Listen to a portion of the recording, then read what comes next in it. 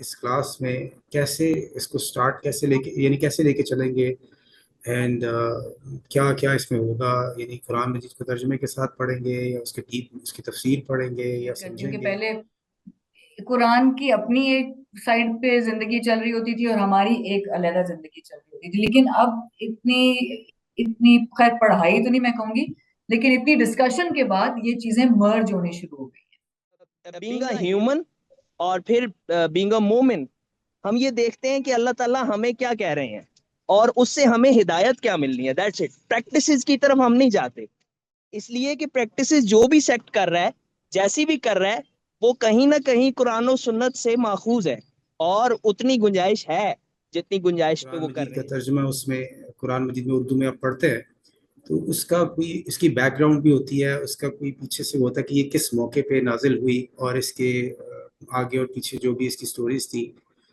وہ زیادہ اچھے طریقے سے پتہ چلے تو آپ زیادہ اچھے طریقے سے سمجھ پاتے ہیں.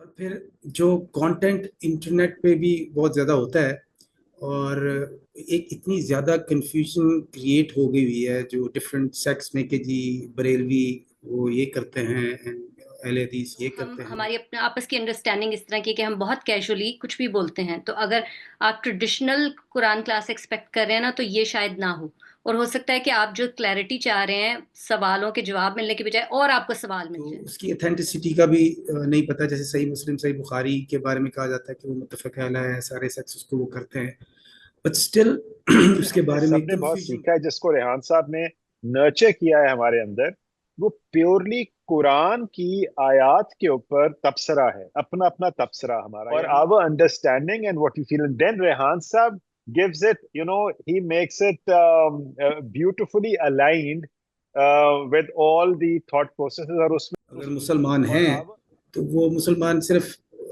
مسلمان گھر میں پیدا ہونا کافی نہیں ہے. You have to be like real مسلمان ہو، جو جیسا مسلمان اللہ تعالیٰ چاہتے ہیں، جیسا مسلمان نبی صلی اللہ علیہ وسلم نے ہمیں جو تعلیم دی ہے.